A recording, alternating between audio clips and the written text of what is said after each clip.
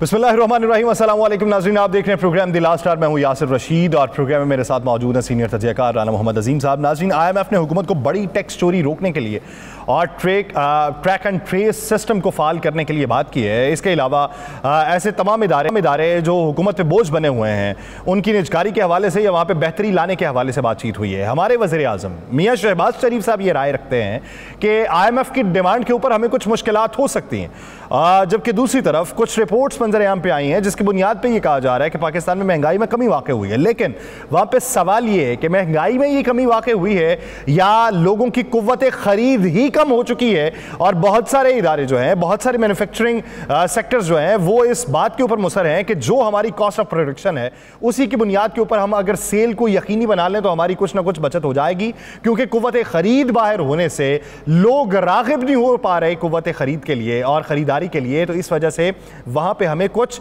बेहतर मंजरनामा देखने को आया। और अगर हम देखें पाकिस्तान के अंदर प्राइस कंट्रोल कमेटीज वो फाल हैं, या हम देखें कि हुकूमती किरदार जो इस वक्त है, हुकूमती इक़दामात जो है उसके बरक्स इक़दामात उठाए जा रहे हैं या उसके मुताबिक मिनवन इक़दामात उठाए जा रहे हैं। इसके साथ साथ जमात इस्लामी के जो नौमंतखब अमीर हैं हाफिज़ नईमुर रहमान साहब, उनकी क़यादत में ये फैसला हुआ है कि ईद के बाद बाकायदा तौर पर एक तहरीक का ऐलान किया जाएगा, और तहरीक का आगाज़ जो होगा वो हुकूमत मुखालिफ होगा, महंगाई के ख़िलाफ़ होगा, और जो इलेक्शन के नताइज हैं उसको मानने से इनकारी की बुनियाद पर होगा। इसी तरह की तहरीक पाकिस्तान तहरीक इंसाफ भी चलाएगी।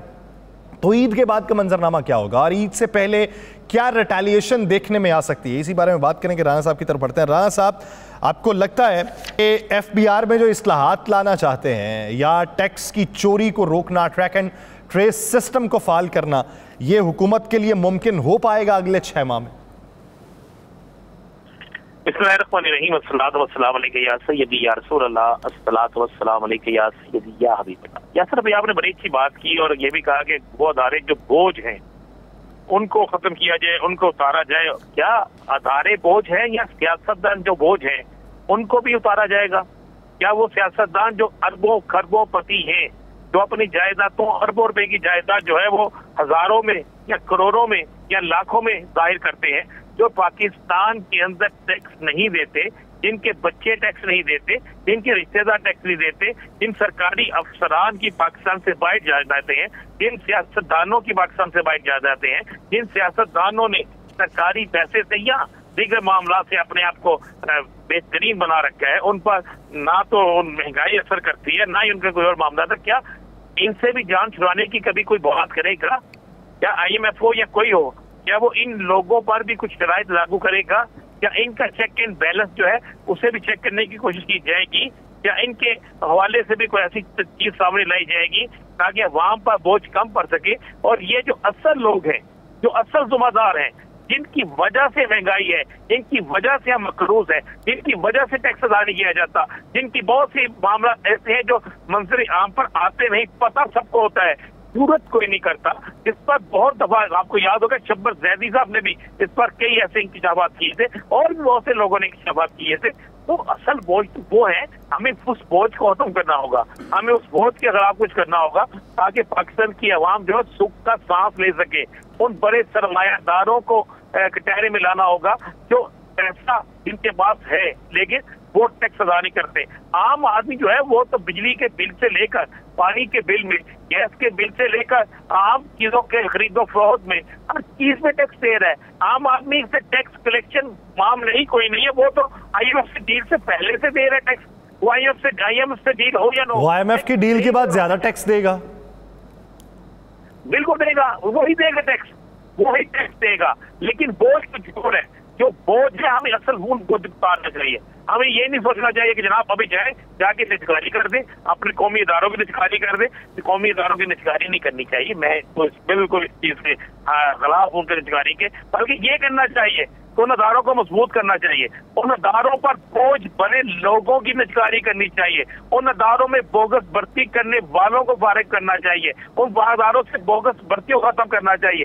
क्यों नहीं होती? हो सकती है, लेकिन इस पर स्टैंड लेना होगा, इसके पीछे देखना होगा कि वो सियासी कुफ्ते कौन थी, वो लोग कौन थे जिन्होंने ये सब कुछ किया, वो लोग कौन है जो इस जो मुख्तलिफ अदारे जिन्हें हम हसारे का अदारा कह रहे हैं, उसकी खरबों रुपए की जायदादें, उसके खरबों रुपए के साथ खुद संभाल के बैठे हुए हैं, ये कौन है जो ये सारा कुछ कर रहे हैं? जब हम उस कौन को हम पकड़ लेंगे ना, तो आपको ये नजर आ जाएगा कि इस माशरे के अंदर एक खुशहाली का दौर आएगा और मेरा वतन जो है, इसका हर शख्स, बच्चा, बूढ़ा, जवान जो है वो खुशहाल होगा और उसे रोटी मुयस्सर होगी 2 वक्त की, उसे उसके बच्चे की तालीम मुयस्सर होगी, ये सारा कुछ होगा। फिर अदारे भी मजबूत होंगे, फिर जमहूरियत भी मजबूत होगी।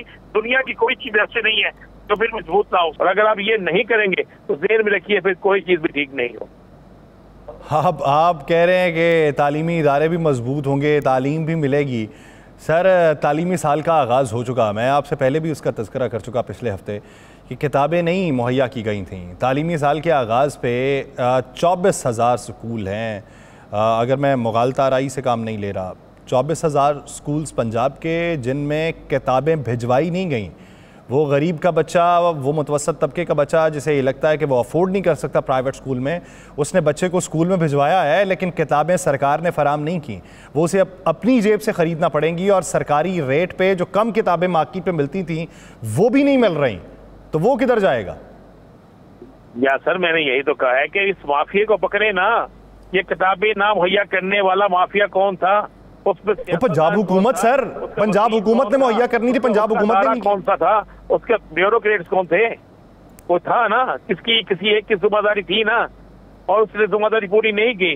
पैसे मौजूद हैं, हर चीज मौजूद है, फिर वो पैसे किसी और खाते में किसी और के पास चले जाएंगे।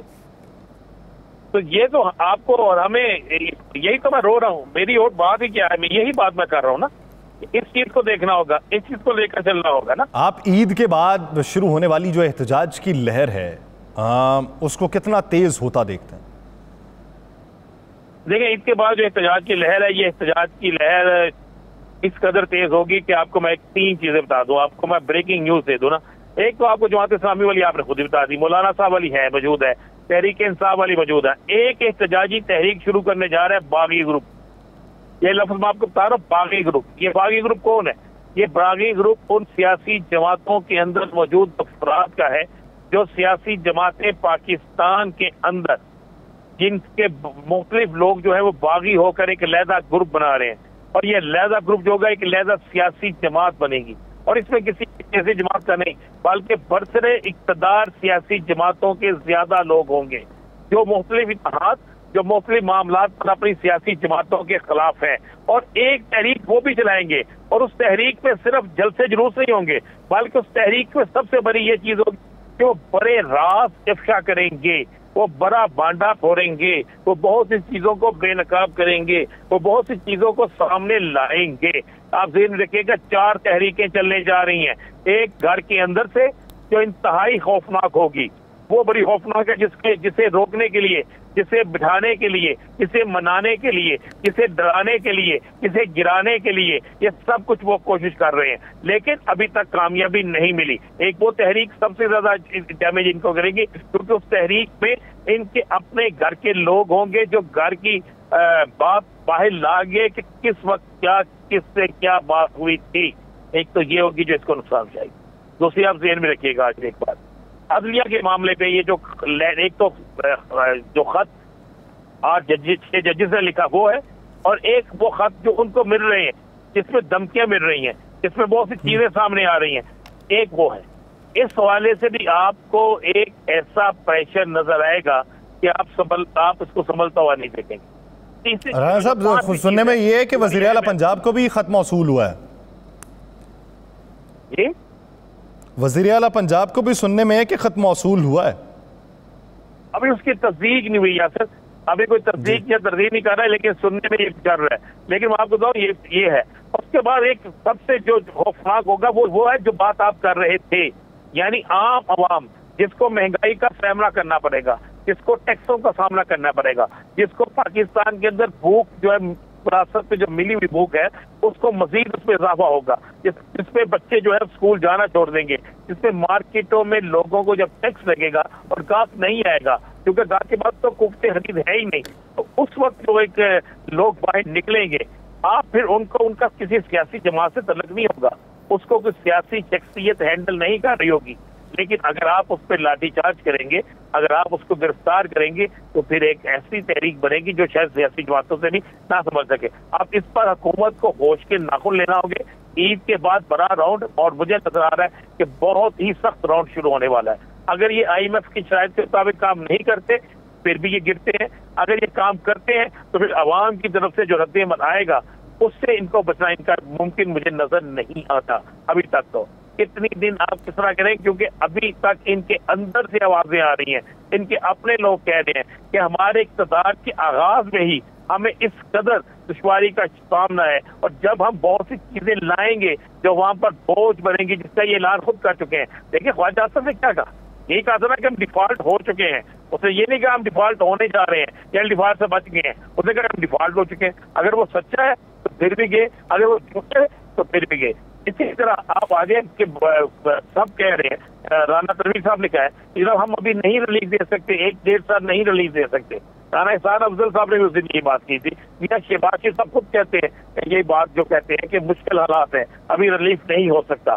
तो फिर मुझे बताएं, जब अवाम को रिलीफ ही नहीं मिलेगा तो अवाम क्या करेगी? तो उसके पास एक ही ऑप्शन होती है आपके पास, फिर आखिरी वो ऑप्शन होती है एहतजाज, और उस एहतजाज को समझदारी से रोका जाता है, जबरदस्ती से नहीं। और जबरदस्ती। अच्छा राना साहब ये बताइए, ये जो खतूत वाला मामला है, आपको दोनों तरफ एक ही फरीक दिखाई देता है, यानी जिसका इजहार जजेस के खतूत में हो रहा है और जो जजेस को खतूत लिखे जा रहे हैं, या आपको ये मामला गड़बड़ लगता है और मुतनाज़े बनाने की कोशिश लगती है? नहीं नहीं नहीं नहीं नहीं, इसमें देखिए मैं बिल्कुल आपको क्लियर करूँ, इस पर आप गौर करें जरा। जानबूझकर पिंडी से ही हद ड्रेस जो है वो पिंडी का आ रहा है बार बार। इसका मतलब है कोई साजिश कर रहा है, कोई जो है वो बहुत ज्यादा एक खौफनाक खेल खेल रहा है, और जो खौफनाक खेल खेल रहा है वो कौन है यही तो पता करना है, उसी को तो पकड़ना है। अगर बड़ी एक सिंपल सी बात है, पकड़ना कैसे है जब उसी पोस्ट बॉक्स ऑफिस के आपको अतराफ में कैमरे गैर फाल दिखाई देंगे? सर आपके पाकिस्तान में ना जिस वक्त बहुत से वाक़यात ऐसे होते हैं दहशतगर्दी के, बहुत सी चीजों के, जैसे कि ताने बाने उन लोगों से मिलती हैं जो पाकिस्तान का दुश्मन है, तो आपको वहां पे नजर आता है कि बासानी असला भी पहुंच गया है, बासानी हर चीज भी पहुंच गई है, क्योंकि सहूलतकारी यहाँ पर बहुत ज्यादा मौजूद है किसी न किसी शक्ल में, चाहे वो गुर्बत की शक्ल में हो, चाहे वो दुश्मन के हाथों में खेलने की शक्ल में हो, चाहे वो दुश्मन के अलाकार बनने की शक्ल में हो, किसी भी शक्ल में हो, आपको वो वाज़ेह तौर पर नजर आती है। तो ऐसी सहूलतकारी जो है वो करने वाले कौन हो सकते हैं? वो कैमरे भी खराब कर सकते हैं, उसके आगे कोई हुकूमत कोई अदारा अहमियत नहीं रखता। इसलिए रखता कि वो प्रोफेशनल लोग होते हैं, उनका सिस्टम कोई और होता है, उसने उस सिस्टम के तहत करना होता है। ये मैं आपको बात बिल्कुल कह रहा हूँ, ये जो खत लिखे जा रहे हैं, मैं ये मानने के लिए तैयार नहीं हूँ कि वो खत बहुत पहले वाली थी, मामला सेम एक है, नहीं। क्योंकि आप गौर करें, खत जाने के बाद सबसे ज्यादा इसको कौन सा मीडिया उछाल रहा है, किस मुल्क का मीडिया इस पर ज्यादा बात कर रहा है, तो आपको बड़े बहुत सी चीजों के ताने बाने जो है वो मिलते नजर आएंगे। जब कोई बगाड़ पैदा होता है ना, तो तीसरा फरीक अचानक ऐसा लोग जो पाकिस्तान के अंदर किसी मुल्क के अंदर भी इंतशार चाहता है, तो वो उनकी एजेंसियां मुतहर्रक हो जाती हैं, ये बात ज़हन में रखिएगा। लेकिन अब ये पाकिस्तान की एजेंसियों के लिए एक चैलेंज है, पाकिस्तान के अदारों के लिए एक चैलेंज है कि क्या अगर हम इतने खतूत भेजने वालों को नहीं पकड़ सकते तो फिर ये एक लम्हा मजमूई तौर पे अगर तादाद का अंदाजा लगाया जाए तो आज अली बाकर नजफी साहब को भी खत मिला है, तो उनको मिला के हाई कोर्ट के तकरीबन 6 जजेस बन जाते हैं। इस्लामाबाद हाई कोर्ट की बात करें तो तकरीबन 8 जजेस को भेजे गए, 14 ये हो गए। सुप्रीम कोर्ट की अगर बात करें तो चीफ जस्टिस को मिला के 4 जजेस को भेजे गए, तो 18, और एक अगर मरीम नवाज साहिबा को बीच में से निकाल दें, यानी उसकी अगर तस्दीक नहीं हो रही, तो 18 खत तो भेजे गए। अब 18 खत भेजे किसने? अगर यही पता नहीं लगा सकती हुकूमत, तो फिर फायदा क्या हुकूमत का? मैं तो कह रहा हूँ यही तो चैलेंज है, ये चैलेंज कबूल करना पड़ेगा हुकूमत को। ये चैलेंज पे अगर ये ना निकले, अगर इसका बंदा ना पकड़ा गया, वो कौन है, अगर सामने ना आया, तो ध्यान में रखिएगा कि फिर बहुत से मामला, मैं फिर वो बार बार कह रहा हूँ, किसी और तरफ जा सकते हैं। इन मामलों को रोकना होगा, सबसे पहले पाकिस्तान, उसके बाद कोई और चीज है, और इससे इसके लिए मैं समझता हूँ कि किसी भी सियासी जमात को, किसी को भी कोई सियासी खेल नहीं खेलना होगा, बल्कि इसे संजीदगी से सबको लेना होगा और इसी को संजीदगी से लेते हुए ये इम्तिहान है, इससे निकलना होगा। मैं इसलिए कह रहा हूँ हुकूमत के लिए हर रोज मुश्किल दिन पैदा हो रहा है, हर दिन उसके लिए मुश्किल पैदा हो रही है, अवाम की तरफ से, सियासी जमातों की तरफ से, कि अपनी नाअहली की तरफ से। ये तीनों चीजें मिला तो ये हुकूमत के लिए टफ टाइम है और मुझे ये टफ टाइम वो क्रॉस होता नजर नहीं आता। मैं पहले भी आपको कहता था कि आप देखिएगा कि पहले राउंड के आउट हो गए, करीब तक पहुंच गए, उस वक्त नहीं मानते तो आज यही बात दोहरा बात था, तो ये नजर आता है कि कुछ होने जा रहा। तो आपको ये लगता है कि हुकूमत के लिए टफ मरहला है और हुकूमत का इससे निकलना मुश्किल दिखाई देता है। अब देखना ये है कि हुकूमत इस मरहले से किस तरीके से निकलती है। नाज़रीन, एक ब्रेक लेते हैं, ब्रेक लेने के बाद हुमायूं मोहम्मद साहब जो पाकिस्तान तहरीक इंसाफ के रहनुमा है वो हमें ज्वाइन करेंगे। कहीं नहीं जाएगा, स्टे विद अस।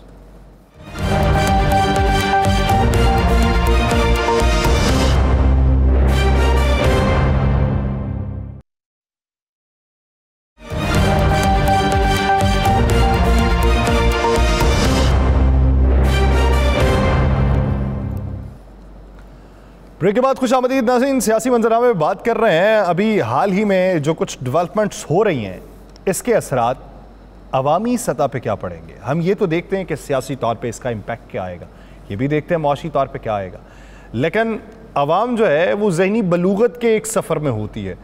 वही ज़हनी बलूगत के उस सफ़र में ये जो मंजिल जिस पे हम इस वक्त खड़े हैं, ये जो पड़ाव है जिस पे हम इस वक्त थोड़े देर के लिए सस्ताने के लिए ठहरे हुए हैं, ये क्या छाप हमारे जहनों के ऊपर छोड़ेगा, ये एक सवाल है। और इसका इम्पैक्ट जो है वो मुस्तकबिल में जब दास्तां इस अरसे की बयान की जा रही होगी तो क्या किस्सा गो उस वक्त बयान कर रहा होगा।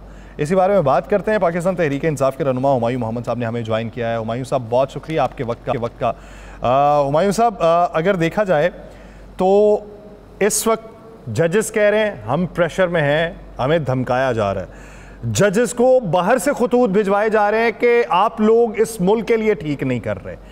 मजमूई तौर पे अवाम को अगर देखें तो अवाम इस वक्त बटी हुई दिखाई देती है, उस पर वो किसी पे तकिया ही नहीं करना चाहती। हम बहसीयत कौम इस वक्त किस जगह पे मौजूद है? बिस्मिल्लाहिर्रहमानिर्रहीम, इय्याका नअबुदु व इय्याका नस्तईन। सबसे पहले मैं आपका जो आखिरी जो आपका कमेंट था ना, बहसीयत कौम हम किस जगह पर, देखिए बहसीयत कौम पिछले 30-35 में हम लोगों ने मॉरली बहुत डिटेरोरेट कर लिया। उसकी जो बेसिक वजह ये है कि उसमें हम लोगों ने ये देखा है, जिस वक्त मैं छोटा था तो हमारे वालिद साहब या वालदा हमें कहा करती थी कि फलाना आदमी स्मगलर है, उनके बच्चों के साथ मत खेलो। आजकल जो स्मगलर है उनके बच्चों के साथ खेलना लोग फख्र समझते हैं, क्योंकि वो स्मगलर्स या वो लोग जो कि चोरी करते थे या गलत काम करते थे, आज उनमें से एक बहुत बड़े लोगों की तादाद जो है ना वो आपके पार्लियामान में बैठी हुई है, या उनके साथ जो हमारी अशरफिया है उनके साथ उनके ताल्लुकात हैं। ब्यूरोक्रेसी और फिर ब्यूरोक्रेसी के बाद सिविल मिलिट्री ब्यूरोक्रेसी, ये सारे आपस में इंटरलिंक्ड हो गए हैं। तो हमारा मोरल वैल्यू डाउन हो गया, और उसकी एक वजह जो सबसे बड़ी वजह उसके बाद जो आई है वो ये हुई है कि हमारी जो अदलिया है वो हमारी अदलिया दुनिया के जो बेहतरीन अदलिया या दुनिया के जो कारकर्दगी के लिहाज से है, या जो करप्शन के लिहाज से या ऑनेस्टी के लिहाज से जो 139 पर है। इसका मतलब ये है कि हमारे यहाँ पे सच्चाई की बेसिस पे फैसले नहीं होते। और उसका हमने अभी रिसेंट मिसाल देखा है कि राना सनाउल्लाह साहब जो कि पिछले दौर में आपको पता है एक बहुत इंपॉर्टेंट मिनिस्ट्री इंटीरियर मिनिस्टर थे, वो फाइनली बोल पड़े। उन्होंने कहा है कि जिस तरीके से इमरान खान के ऊपर बिलखुसूस और प्रॉब्ली पाकिस्तान तहरीक इंसाफ के ऊपर इन जनरल, ये उन्होंने पाकिस्तान तहरीक इंसाफ का नाम नहीं लिया लेकिन मैं ऐड कर रहा हूँ, फिर इन जनरल जो केसेस हुए हैं वो जल्दी के केसेस थे और वो सही केसेस नहीं थे। और बकौल उनके कि अगर कोई सही जज, उनके अल्फाज हैं, अगर कोई ऑनेस्ट जज मेरिट पे फैसला करे तो ये केसेस एक दिन भी नहीं टिकेंगे। इसका मतलब है जिस तरीके के फैसले आ रहे हैं वो ऑनेस्टी के बेसिस पे नहीं है, वो मेरिट के बेसिस पे नहीं है, तो फिर किस बेसिस पर है? क्या वो ताल्लुकात के बेसिस पर है? यही वजह है कि आज हमने देखा है कि 3 ऐसे सेनेटर्स जिनका किसी पार्टी से ताल्लुक नहीं है और वो आज उनको पाकिस्तान मुस्लिम लीग नून और पाकिस्तान पीपल्स पार्टी और MQM ने उनको वोट देकर इलेक्ट करवाया है। तो इन चीजों को सामने देखते हैं और इन चीजों के लिहाज से देखते हैं तो हमें ये पता चल जाता है कि यहाँ पे फैसले जो हैं वो मेरिट पे नहीं हो रहे। तो क्या ये जजेस सही कह रहे हैं? अच्छा, हम इसके पीछे भी चले जाते हैं। इसके पीछे हम इस तरह से चले जाते हैं कि जब हम इसके पीछे जाएंगे लेट्स से तो हम देखते हैं कि लेट्स से भुट्टो साहब का जो केस था वो भी मेरिट पे नहीं था। उसको तो जो उसको सुप्रीम कोर्ट ने खुद एक्सेप्ट कर लिया है कि ये सुप्रीम कोर्ट ने एक जुडिशियल मर्डर किया है, ठीक है। अच्छा, फिर सुप्रीम कोर्ट ने यह भी फैसला कर लिया है कि जो सुप्रीम जुडिशियल काउंसिल थी उन्होंने जो जस्टिस शौकत सिद्दीकी साहब के खिलाफ जो फैसला लिया है वो उन्होंने गलत लिया था। अब ये सारी चीजें जब हम देखते हैं तो हमें पता चलता है कि हमारे यहाँ पे, और खासतौर पे जब आप लोअर जुडिशरी पे चले जाएं तो वहाँ पे। अच्छा, हुमायूं साहब मेरा एक सवाल है। एक एतराज़ तो है जजेस की तरफ से उठाया गया जो उन्होंने ख़त लिखे हैं, ये जो जजेस को ख़त लिखे गए हैं इन दोनों में बुनियादी फ़र्क आप क्या देखते हैं बहसीयत एक पाकिस्तानी, ना कोई पॉलिटिकल वर्कर ना किसी एक ख़ास नज़रिए? अच्छा, इसमें है कि जी जो आप बता रहे हैं ना वो जजेस के को खत जो आया और जजेस ने जो लिखा है, देखिए मुझे नहीं मालूम कि जो जजेस को खत लिखा है उसके अंदर क्या लिखा हुआ है। मैंने वो पढ़ा नहीं है, मेरी नजर से नहीं गुजरा। मैंने ये जरूर पढ़ा जो जजेस ने लिखा है। अब अगर जो आप बता रहे थे अर्लियर के जजेस को जो लिखा गया उसका मफहूम ये है कि वो पाकिस्तान के हक के लिए काम नहीं कर रहे या पाकिस्तान में इंसाफ प्रोवाइड नहीं कर रहे, तो इसमें देखिए 2 चीजें हैं। अगर ये जजेस को खत जा रहे, ये कहाँ से जा रहे, ये किस तरीके से मिले, और खासतौर पे वो टीवी में बता रहे थे कि उनके अंदर आर्सेनिक था, जो पाउडर था उसमें जो आर्सेनिक था वो था which is also hazardous to health. तो ये कहाँ से गए हैं, किसने भेजे हैं, ये सारी चीजें ये तो हमें चेक करना। सर पहले जो तहकीकात हुई उसके मुताबिक तो सैटेलाइट टाउन के एक पोस्ट बॉक्स से भिजवाया गया, लेकिन उसके अतराफ में CCTV कैमरे फ़ाल नहीं है। अब जो मरीम नवाज़ साहिबा को भिजवाया गया है जिसकी अभी तक ना तो तस्दीक हुई ना तरदीद हुई, उसके बारे में ये है कि वो रावलपिंडी के एक मिस्ट्रियाल इलाके से भिजवाया गया है, ये फ़र्क है। अब वहाँ पे क्या तहकीकात होती हैं ये तो बाद में पता चलेगा। अगर आप कहते हैं कि वहाँ पे CCTV जो गए वो काम नहीं कर रहे थे, तो फिर ये देखिए हमें ये CCTV लगाने की जरूरत क्या है जब वो काम नहीं करते। Why are we spending money on two CCTV? इनको तो चेक करना चाहिए जिन इंतजामिया ने ये लगाया हुआ है या जो सेफ सिटी के लिहाज से किया हुआ है, दे शुड बी, मतलब एक भी अगर CCTV डाउन हो जाता है, मतलब आज सुबह मुझे उसमें नजर नहीं आ रहा, ऑटोमेटिकली शाम तक उसको ठीक हो जाना चाहिए। ये हम महीनों करते, तो ये तो हम लोगों की अनफॉर्चुनेटली जो ब्यूरोक्रेसी है वो काम इसी तरह करती है। खाली ब्यूरोक्रेसी नहीं है, एक्चुअली अनफॉर्चुनेटली पूरा पाकिस्तान इसी तरह काम करता है। That is one of the reason we are lagging behind, दुनिया में सबसे पीछे रह रहे हैं। ना हमें टाइम की कदर है, ना हम टाइम की इज्जत करते हैं। हम लोग जब किसी को कहते हैं हम 8 बजे आएंगे, हम 9 साढ़े 9 पहुंचते हैं। जब हम किसी के साथ कोई वादा करते हैं वो वक्त से पूरा नहीं करते। जब हम किसी से कहते हैं कि यार मुझे इतना लोन दे दो, मैं 2 साल में वापस कर दूंगा, हम 2 साल में कुछ भी नहीं करते। तो ये तो ओवरऑल हमारा एक जो हो गया ना, एक कैरेक्टर बन गया पाकिस्तानियों का कि हम लोग सही काम सही वक्त पे नहीं करते। अब दूसरी ये तो अच्छा, हुमायूं मोहम्मद साहब, मुझे एक बात ये बताइएगा कि पाकिस्तान तहरीक इंसाफ का एक वाज़ेह स्टैंड ये था कि फैसला अदलिया करे ये सीटों से मुतल्लिक़, मखसूस नशिस्तों से मुतल्लिक़। अब वो अदलिया की तरफ से फ़ैसला हो गया, आपको नहीं मिली, दूसरी पार्टियों में तकसीम कर दी गई। अब किन बुनियादों के ऊपर खैबर पख्तूनख्वा में, मैं ये ज़ाती तौर पे ये समझता हूँ कि ज़्यादती हुई पाकिस्तान तहरीक इंसाफ से, लेकिन अदलिया ने ये फ़ैसला किया। अब किन बुनियादों के ऊपर आपने अभी तक वहाँ से हलफनामे जो लिए जाने हैं उनको रोका हुआ है, जिसकी बुनियाद के ऊपर सेनेट इलेक्शन वहाँ पे मुलतवी करना पड़ा? अब उसका हल आपके पास क्या? अच्छा देखिए, मैं आपको एक बात बता दूं, सेनेट इलेक्शन का ताल्लुक उससे होना नहीं चाहिए था। सेनेट इलेक्शन अपने टाइम पे होना चाहिए था, जैसे बाकी इलेक्शन, जैसे बाकी जो चीजें हो रही थी उनका किसी चीज के साथ ताल्लुक नहीं था।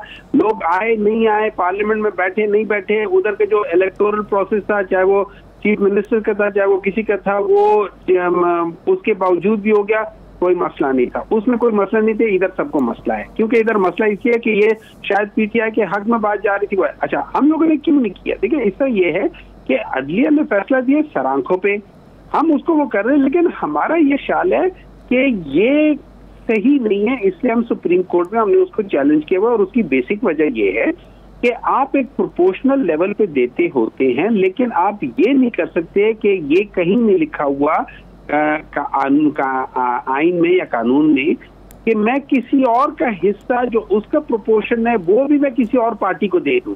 ये डिसीजन ऑफ जो इलेक्शन कमीशन है, हमने इसको इन प्रिंसिपल चैलेंज किया हुआ है सुप्रीम कोर्ट में। Let the supreme court do that thing. रही बात ये कि हम क्यों नहीं बुला रहे, देखिए एक जो हाउस को बुलाने के दो तरीके होते हैं, या गवर्नमेंट बुलाती है और या फिर जो हाउस के अपने मेंबर्स होते हैं वो रिक्वेजिशन करते हैं। अगर हाउस के मेंबर्स की तादाद 25% से ज्यादा है तो वो आराम से लिखते हैं, और गवर्नमेंट इस बात पे फिर मजबूर होती है कि उसने बुलाना है। अब इनके नंबर्स नहीं है तो अनफॉर्चुनेटली ये कर नहीं सकते। गवर्नमेंट का जो मैंने पूछा है तो उन्होंने कहा जी हमारा कोई ऐसा बिजनेस नहीं है जिसके लिए हम बुलाएं और उसको वो कर ले, तो अब जब वो बिजनेस आएगा तो वो बुला लेंगे। अच्छा, नंबर 2, हाई कोर्ट ने कोई ऐसा टाइम बार नहीं किया कि अगले 5 दिन में बुला लो या अगले 2 दिन में बुला लो या अगले आधे घंटे में बुला लो। उन्होंने कहा आप वो बुलवा के वो कर लो, तो हम बुलवा लेंगे, वो कर लेंगे, वो भी कोई मसला नहीं है। लेकिन प्रिंसिपली बात चीजों को हमने एड्रेस करना है। आपने अभी देखा एक और चीज देखी है, इलेक्शन कमीशन कर क्या रहा है। जब आपका एक तो इन्होंने फॉर्म 45 के बजाय फॉर्म 47 के डायरेक्ट पे इनको जिताया, फिर जो फॉर्म 49 जिन पाकिस्तान तहरीक इंसाफ के लोगों का फॉर्म 49 में नाम आ गया था और वो अभी अटेंड कर रहे हैं, ओथ ले लिया, सब कुछ ले लिया, अब उनकी रिकाउंटिंग करा रहे हैं। और वो भी ये याद रखिए ऐसे हल्कों से करवा रहे हैं जहां पे difference of vote is more than 10%। वहां पे आप करा नहीं सकते हो। उसका जो एक रूल है कि 5% से कम की अगर डिफरेंस हो तो उस पर आप कराते हो, लेकिन इलेक्शन कमीशन यहाँ पे करा रहा है। तो as far as I am concerned, election commission has been biased against Pakistan Tehreek Insaf from the day one. जो 2 प्रोविंशियल असेंबली के इलेक्शंस होने थे आइन के तहत विद इन 90 डेज, वो इलेक्शन कमीशन ने नहीं होने दिए। अच्छा हुमायूं साहब, एक सवाल और। ईद के बाद जमात इस्लामी ने ऐलान किया है कि वो एहतजाज करेगी। अब नए बन गए अमीर जमात इस्लामी के, मोटिव आपका भी वही उनका भी वही, जमीयत उलमा इस्लाम पे भी करना चाहती है, तो क्या आपकी पार्टी की तरफ से पैगामात सबको भिजवाए जाएंगे कि एक प्लेटफॉर्म से ये एहतजाज किया जाए? देखिए, इस तरह है कि आइडियली स्पीकिंग अगर लेट्स से हम 5-6 बंदे लाहौर की तरफ जा रहे हैं तो बजाय अलग अलग गाड़ी में बैठने के अगर हम एक गाड़ी कर लेंगे तो वो कॉस्ट इफेक्टिव भी होगी और बेहतर होगा। रास्ते में हम डिस्कशन भी कर सकते हैं कि यार हम एक ही जगह पे जा रहे हैं, एक ही चीज कर रहे हैं, तो we can always discuss with each other. तो अफजल तरीका ये होता है कि वो सारे मिल जाए, ये बेहतर तरीका है, ठीक है। लेकिन फर्ज करें अगर एक पॉलिटिकल पार्टी है वो नहीं मानती, वो कहती नहीं मैं अपने बलबूते पे करूंगी, तो 100 बिस्मिल्लाह वो जरूर करे। उसके ऊपर कोई जोरी नहीं है, जबर नहीं है, सही। हाँ, कोई कदगन नहीं है। अगर वो अपने तौर पे करना चाहते हैं, अपने तहीं करना चाहते हैं तो अपने तहीं कर लें, लेकिन किस समत को जाना है तो सभी इकट्ठे जाएं। तो बहुत शुक्रिया, बहुत शुक्रिया हुमायूं मोहम्मद साहब इस हवाले से अपना वक्त देने के लिए। नाज़रीन, दीगर इश्यूज़ पे बात करेंगे एक शॉर्ट ब्रेक के बाद, कहीं नहीं जाएगा, स्टे विद अस।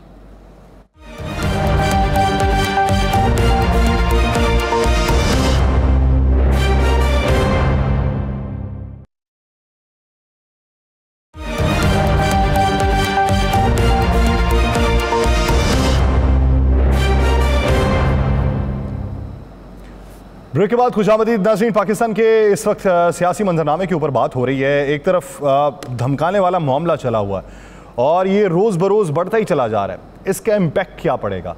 मजमूई तौर पे मुआशी मंजरनामा अगर देखा जाए तो आवाम के साथ रग़बत है वो सियासी पार्टीज़ की बढ़ेगी या कम होगी? आवाम तकिया जो माजी में किया करते थे, आवाम की तरजीहात भी तब्दील हो चुकी है और आवाम का मंजर भी तब्दील हो चुका है। उन्होंने फोकस किस चीज़ पे किया हुआ है, अपनी ज़ातियात पे या सियासी इस वक्त बसीरत के ऊपर भी? इसी पे बात करते हैं। पाकिस्तान मुस्लिम लीग नून के रहनुमा अली गौहर बलोच साहब ने हमें ज्वाइन किया। अली गौहर भाई, बहुत बहुत शुक्रिया आपके वक्त का। बलोच साहब, अगर देखा जाए तो मौजूदा मंजरनामे में आप क्या समझते हैं कि मुआशी तौर पर जिस हद तक बदहाली फैली हुई है, क्या अगले एक साल में आपको कोई बेहतरी के इम्कानात दिखाई देते हैं, या पंजाब में निगरान हुकूमत की जो स्पीड थी वही स्पीड अब भी दिखाई दे रही? बिस्मिल्लाहिर्रहमानिर्रहीम। देखिए यासिर,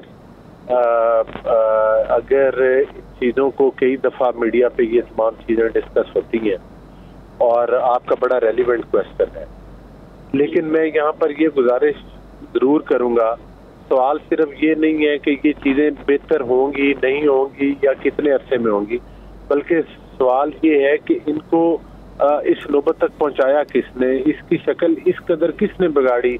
ये इतना टूटा फूटा निज़ाम नहीं था, पाकिस्तान की मईशत इस तरह तबाही के दहाने के ऊपर नहीं पहुंची थी, मुल्क में इस तरह के सियासी इंतशार नहीं हुआ करते थे। तो ये सवाल ये भी उठता है कि ये सारे मामलात इस नौबत तक किसने पहुंचाए और क्यों पहुंचाए। जाहिर है कि एक लोगों को बड़ी, जो हमारे सियासी मुखालफीन है वो कहते हैं कि आप 13 से लेकर 18 तक की चीज़ें क्यों करते हैं, आप अपने अगले 1.25 साल की बात करें। हम 13 से लेकर 18 तक की बात इसलिए करते हैं कि 13 में भी हमें बहुत बड़े चैलेंजेस मिले थे। 13 में हमें 20-20 घंटे की लोड शेडिंग मिले थी। 13 में हमें बिजली के रेट बहुत ज्यादा थे आवाम के ऊपर। 13 में दहशत गर्दी थी। 13 से पहले CPEC जैसे प्रोजेक्ट नहीं थे मुल्क के अंदर। अल्हम्दुलिल्लाह नून लीग ने मियां नवाज शरीफ साहब की ज़ेरे क़यादत मेहनत की और उसके सम्राट, नेक नीति के सम्राट, दयानतदारी के सम्राट इस मुल्क की बेहतर मईशत की सूरत में उन 5 सालों में सामने आए। लेकिन मुझे बताएं कि जो प्रोजेक्ट इस मुल्क के ऊपर लॉन्च किया गया उसने न सिर्फ पाकिस्तान को की मईशत को तबाही कर दी, बल्कि उसने सियासत की रविश भी चेंज कर दी और उसमें भी इंतशार फैला दिया। लॉकडाउन कर दिए, PTV पर हमले हुए, धरने हुए, पिशावर का रेडियो स्टेशन जिससे पाकिस्तान बनने का ऐलान हुआ था यासिर भाई, उसको जला दिया गया। हत्ता कि एक बड़ी 9 मई के वाकयात की तो बड़ी तवील लिस्ट है। तो मैं समझता हूँ कि आज भी मेरे नजदीक तो उन अनासर की सहूलतकारी अभी तक भी हो रही, अभी तक भी जिस शिकंजे में उनको लाया जाना तो चाहिए। आप क्या समझते हैं वो इसका कला कमा किस तरह हो सकता है कि क्या इसके ऊपर जुडिशल कमीशन बनाया जाए? देखिए मैं तो सबसे पहले जाहिर है कि ये मेरी ज़ाती राय है और कुछ तो पार्टी के लोग भी इत्तेफाक करते हैं, शायद कुछ लोग ना इत्तेफाक भी करें, लेकिन मैं ज़ाती तौर पर समझता हूँ कि हमें सबसे पहले ये चीज़ वजाहत करनी होगी कि सियासी पार्टियां कौन सी और दहशतगर्द पार्टियां कौन सी। जो मुल्क में सियासत को सियासत की हद तक रहना चाहिए। 9 मई के वाकयात सियासत नहीं थे, 9 मई के वाकयात वैसे नहीं हुए। 9 मई के वाकयात करवाने वाला जो है, बिल्कुल ये पाकिस्तान के बच्चे को पता है, ये हर इदारे के सरबराह को पता है, ये हर इदारे के अंदर बैठे हुए लोगों को भी पता है कि इसका मास्टरमाइंड और सरगना जो था वो बानी PTI था। अब उन सहूलतकारी ये हो रही है, उन लोगों की, उन मुजरिमों की तो जमानतें भी होना शुरू हो गई और ये कोई नया सिलसिला नहीं है। हाँ, अगर पाकिस्तान ने ऐसे आगे बढ़ना है तो फिर यासिर भाई ईमानदारी के साथ एक सियासी वर्कर की हैसियत से मैं आपको कह रहा हूँ कि आप पाकिस्तान की मईशत की, पाकिस्तान की सियासत की कोई गारंटी कोई हुकूमत किसी को भी नहीं दे सकती। अगर हमने पाकिस्तान के साथ ये खिलवाड़ बिनासिल कौम बंद ना किए, अगर इन तबाहकारी फैलाने वाले लोगों को जो है उनकी सजाएं ना दी गई, उनकी हाथों के साथ ना रोका गया, मुझे बताएं तहरीके तालिबान, ये दीगर जो दहशतगर्द पार्टीज हैं या मतलब जो पाकिस्तान में जो अनासिर दहशतगर्दी करते हैं, आप उनके साथ इस तरह से पेश आते हैं। ये वही बंदा है जिसने तालिबान के लोगों को रिहा करवा के वापस भेजा था और उस वक्त के ISI चीफ को भी अफगानिस्तान भेजा था और आज वहीं से हमारे मुल्क के अंदर फिर दोबारा दहशतगर्दी आई है। फिर आपने सूबा उन दहशतगर्दों के हाथों में पकड़ा दिया है। 2018 में जब इलेक्शन चोरी हुआ था तो नून लीग को तो पंजाब भी नहीं दिया गया था। तो कैसे, लेकिन अब की बार अगर देखा जाए तो आप क्या समझते हैं कि वफाक के अंदर जो हुकूमत चल रही है, क्या पूरी हुकूमत का कंट्रोल आपके पास मौजूद है?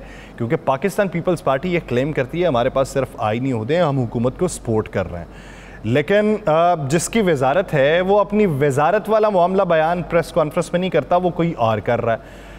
बादियुन नज़र में हमें ये बताया जाता है कि रिफ्ट पाई जा रही है, एक टीम शहबाज शरीफ साहब की है, एक मियां नवाज शरीफ साहब की है, और दोनों टीम्स मुख्तलिफ हैं। आप इस बारे में क्या राय रखते हैं?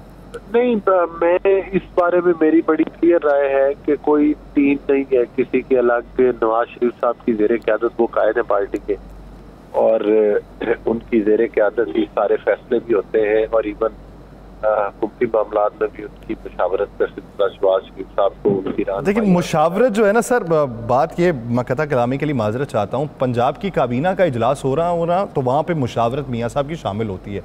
हमें वफाक के बारे में कोई एक खबर भी ऐसी नहीं मिली कि मशवरा भी दिया गया हो कि ऐसा कर लो या वैसा कर लो। और वो विक्ट्री स्पीच के बाद एक लंबा अरसे के लिए सकूत तारी कर लिया मियाँ साहब ने अपनी ज़बान पे। हालांकि वो लीडर हैं और कहीं ना कहीं तो बोलना चाहिए, कहीं ना कहीं तो कोई बयान होना चाहिए। ये सकूत की वजह क्या है? देखिए, गुजारी ये है, कोई सकूत नहीं है। जाहिर है कि जो मरियम नवाज साहिबा का वज़ीर आला पंजाब बनना, शहबाज शरीफ साहब का प्राइम मिनिस्टर बनना, बुनियादी तौर पर हमारी पार्टी के फैसलों की बात सबसे पहले तो मोहम्मद नवाज शरीफ साहब का अपने फैसले, और दूसरी बात ये है कि जहाँ तक आप कहते हैं कि मरकज़ की हुकूमत ज़ाहिर है फिर भी इत्तेहादियों की हुकूमत है, इत्तेहादियों के सहारे चल रही है। ये कोई नून लीग का अकेला मैंडेट तो नहीं है ना ही नून लीग को वादे अवाम की तरफ से वो मैंडेट मिला कि हम 2/3 अक्सरियत से जिस तरह से नवाज शरीफ साहब 13 वाले टेन्योर में गवर्नमेंट बनी थी, तो फिर हमने डिलीवर भी किया था। जाहिर है इत्तेहादी हुकूमत के कुछ अपने मसाइल होते हैं। हाँ, पंजाब में अल्हम्दुलिल्लाह पंजाब की हद तक तो मुझे बड़ा क्लियर है कि मरियम नवाज साहिबा से जितनी हम तवक्को करते हैं वो उससे भी बढ़ के मेहनत कर रही है, और वो इंशाल्लाह बेहतर नतीजे आएंगे। मरकज की हुकूमत में शहबाज शरीफ साहब की मेहनत जो है वो किसी से ढकी छुपी हुई नहीं, लेकिन बहरहाल यहाँ पर इत्तेहादी भी साथ शामिल है और दीगर मसाइल भी हैं। तो जाहिर है वफाक की हुकूमत को चलाना जरा एक मुख्तलिफ तरीका है, वो उस तरह से नहीं है, अक्सरियत नहीं है जिस तरह से होनी चाहिए। बलोच साहब, जावेद लतीफ़ साहब के बारे में क्या राय रखते हैं? पार्टी के अक्सर लोग उनके खिलाफ बोल रहे हैं, वो कह रहे हैं कि पार्टी के अंदर से नामों पे कांटा लगा हुआ था। शेख रुहेल असगर ने ये कहा कि मुझे हरवाने में पार्टी के अपने लोग थे। अब जावेद लतीफ़ साहब कहते हैं कि ईद के बाद मुझे कुछ होगा तो PTI वाले उसके जिम्मेदार नहीं होंगे। देखिए, जावेद लतीफ़ साहब सीनियर लोगों में शुमार होते हैं।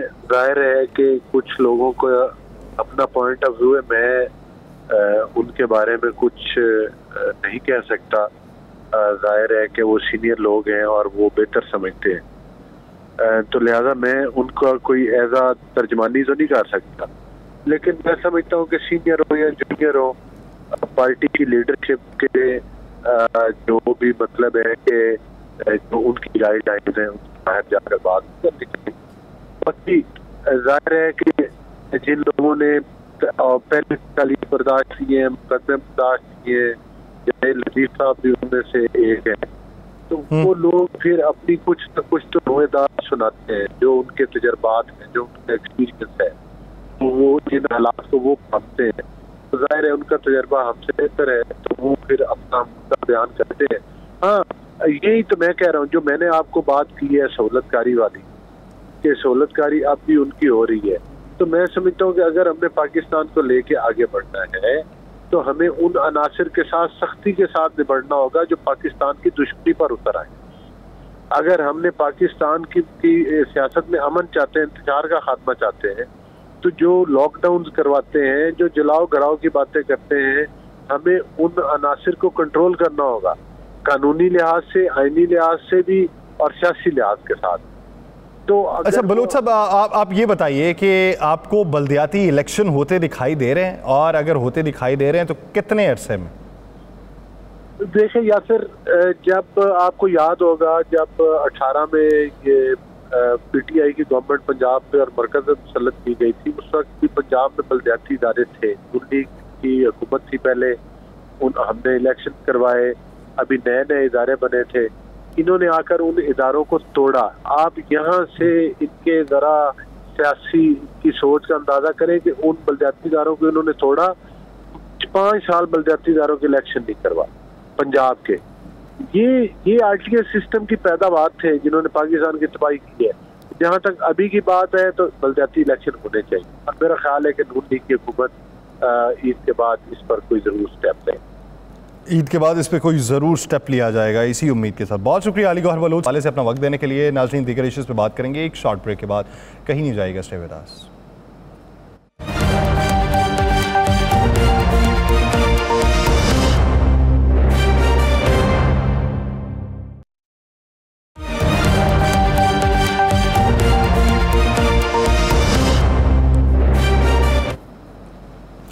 ब्रेक के बाद खुशामदीद नाज़रीन। इन दिनों अगर इंसाफ का मंजरनामा देखें तो उस पर बहुत से इबाम हैं।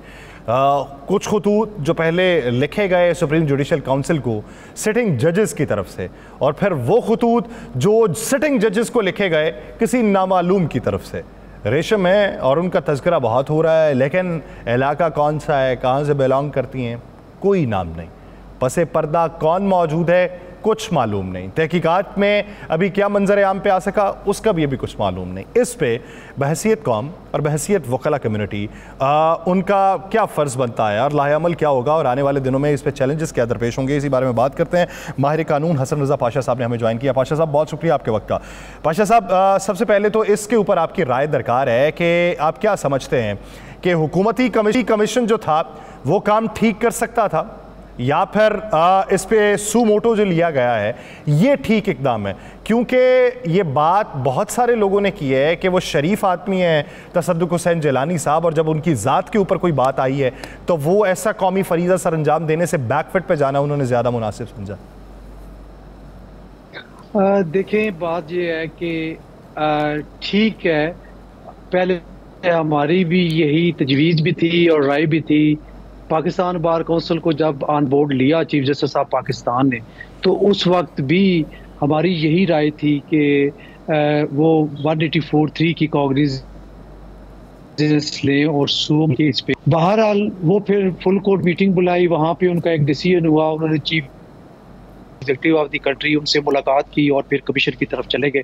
हमने उस पर भी कहा कि ठीक है, 184(3) तो किसी वक्त भी इन्वोक हो सकता है, और कमीशन ने एविडेंस कलेक्ट करके एक रिपोर्ट हुकूमत वक्त को देनी है जिसने आगे सुप्रीम कोर्ट को पेश करना है। एनीवेज वो उन्होंने रिक्यूज कर लिया, प्रेशर इतना बिल्ड हुआ, या वो कहते हैं जी कि TORs नहीं थे, वट एवर मे बी, जो भी तजवीज़ थी या जो भी रीज़न बनी, उन्होंने रिक्यूज कर लिया। तो सुप्रीम कोर्ट पाकिस्तान ने सू मोटो ले लिया। हम इसमें भी मुतमईन और हम समझते हैं कि अदलिया का मामला है, अदलिया ही इसको हल कर सकती है, और यही बेटर कोर्स है कि 184(3) की कॉग्निजेंस ले ली है। अब सवाल ये पैदा होता है कि क्या ये जो 7 मेंबर्स बेंच है ये इंक्वायरी या इन्वेस्टिगेशन खुद कंडक्ट करेगा, क्या ये एविडेंस खुद कलेक्ट करेगा? अगर हम माजी की तरफ देखें तो हमें कुछ ऐसी मिसालें मिलती हैं कि 184(3) की कॉग्निजेंस लेके सुप्रीम कोर्ट ऑफ पाकिस्तान ने या तो JIT बनाई या कमीशन बनाया, और हम मुनासिब नहीं समझते कि हाई कोर्ट के 6 मुअज़्ज़ज़ जज साहबान किसी JIT यानी जिसको कोई IG या DIG या इंस्पेक्टर लेवल का बंदा हो वहाँ पे पेश हो, तो वो हम मुनासिब नहीं समझते। लामहला तौर पे कमीशन ही बनता है। आपने देखा होगा कि पनामा केस में भी 184(3) लिया गया और कमीशन बना, JIT बनी, और फिर अरशद शरीफ केस में भी सुओ मोटो लिया और वो भी कमीशन ही बना, JIT बनी और उन्होंने ली। जहाँ पे फैक्चुअल कंट्रोवर्सी होती है, एविडेंस कलेक्ट करनी हो, तो फिर सुप्रीम कोर्ट ऑफ पाकिस्तान का बेंच जो है वो एविडेंस नहीं कलेक्ट कर सकता, ना ही इन्वेस्टिगेशन कर सकता। पाशा साहब, ये बताइएगा, एक तो ठीक है खतूत जो सुप्रीम जुडिशल काउंसिल को लिखे गए या उस पर फुल कोर्ट तश्कील देने की बातें हो रही हैं, वो दूसरे खतूत का क्या करना है जो 6 जजेस हो चुके हैं लाहौर हाई कोर्ट के जिनको लिखे गए, 8 इस्लामाबाद हाई कोर्ट के हैं, तकरीबन 3-4 सुप्रीम कोर्ट के हैं, उसके अलावा वज़ीर आला मरीम नवाज़ को भी ऐसा कोई ख़त मिलने की इत्तलात मौसूल हो रही हैं, तो उन खतूत की इंक्वायरी कौन करेगा? देखिए, उसकी वगैरह दर्ज करा दी है CTD के पास, और उन्होंने ही इंक्वायरी करनी है। ये कोई इस तरह का मामला नहीं है कि इसके लिए कोई कमीशन बनाया जाए। अलबत्ता ये है कि 2 चीज़ें हैं जिस पे शायद इनको इस तौर पे भी जाना पड़े, जो इन्वेस्टिगेटिंग एजेंसी है, वो ये है, नंबर 1 कि हो सकता है किसी ने ये एडवेंचर किया हो मौजूदा सूरत हाल को देखते हुए और मज़ीद हाइप क्रिएट करने के लिए, या फिर कोई ऐसी तीसरी कुव्वत है जो कि इससे फ़ायदा उठाना चाहती है इस मौजूदा सूरत हाल से। लेकिन आपको बादी नज़र में पाशा साहब लगता क्या है? इब्तदाई तौर पे तो ये तक कहा गया, मैं अब शख्सियत का नाम नहीं लूँगा, उन्होंने तो ये तक कहा गया ये ढोंग रचाया जा रहा है। लेकिन अब आप ये देखिए कि मजमूई तौर पे बहुत सारे ऐसे जजेस को भी खतूत मिले हैं कि जिनके बारे में राय कुछ और पाई जाती है। अब ये तो ओवरऑल अदलिया को या सिस्टम को इस वक्त ललकारने वाली बात है ना। देखिए, दो बातें हैं। जो पहली बात आपने की है कि ये ढोंग रचाया गया है इन जजों ने, मेरा ख्याल है ऐसी बात नहीं है, क्योंकि कुछ वेरिफिकेशन इस सूरत में भी आई है सामने कि जब हियरिंग हो रही थी सुप्रीम कोर्ट ऑफ पाकिस्तान में, तो चीफ जस्टिस साहब ने कैटेगरिकली ये पूछा कि ये तो बताया, उस वक्त के चीफ जस्टिस से मुलाकात के बाद मेरे पास भी आए थे और मुझे उन्होंने की थी, चूंकि मैं सीनियर प्यूनी जज था और मुझे कभी भी ऑन बोर्ड नहीं लिया गया, ना कि बेंच में बिठाया गया अहम नोयत के, ना ही मुझे सलाह मशवरे में बुलाया गया।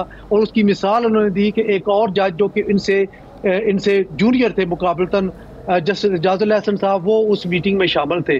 तो बहरहाल ये बात तो तय है कि ये पहले से ये चीज़ें मौजूद हैं, तो ये ढोंग हम नहीं कहेंगे, ये हकायक है। ये अलग बात है कि उन्होंने डिले क्यों किया या उन्होंने उस वक्त क्यों नहीं कंटेम्प्ट नोटिस इशू किए कंसर्न्ड अथॉरिटीज़ को, ये एक अलग क्वेश्चन है, जो कि जाहिर है अब जो कमीशन बनेगा, एविडेंस कलेक्ट करेंगे तो ये चीज़ें सामने आएंगी। लेकिन मैं नहीं एक आखिरी बात, आप ये समझते हैं कि बार्स भी इस मामले में, बहुत सारे वकला भी ये राय रखते हैं कि केसेस के दौरान उनके ऊपर भी प्रेशर होता है, तो वकला भी इस केस के अंदर फरीक बनने की बात करेंगे? जी बिल्कुल। Supreme court of Pakistan, supreme bar association of Pakistan और पाकिस्तान बार काउंसिल को तो नोटिस जारी हो गए हैं और चीफ जस्टिस साहब इन्हीं दो बार्स को कंसिडर भी करते हैं, चूंकि फेडरल लेवल पे दो ही बार एसोसिएशन हैं, एक supreme court of bar association और दूसरी पाकिस्तान बार काउंसिल। तो उन दोनों को नोटिस दे दिया है और हम इसमें पार्टिसिपेट करेंगे और हम इस तमाम प्रोसीजर्स को वॉच करेंगे और अपनी इनपुट देंगे इंशाल्लाह। दो बार्स को इसमें फरीक के तौर पे नोटिस जारी कर दिया गया और ये बाकायदा तौर पे बन के इनपुट उसके अंदर देंगे। बहुत शुक्रिया हसन रज़ा पाशा साहब इस हवाले से अपना वक्त देने के लिए। नाज़रीन, प्रोग्राम का वक्त खत्म हो जाता है, मुझे दीजिए इजाज़त, अपना बहुत सा ख्याल रखिएगा, अल्लाह निगहबान।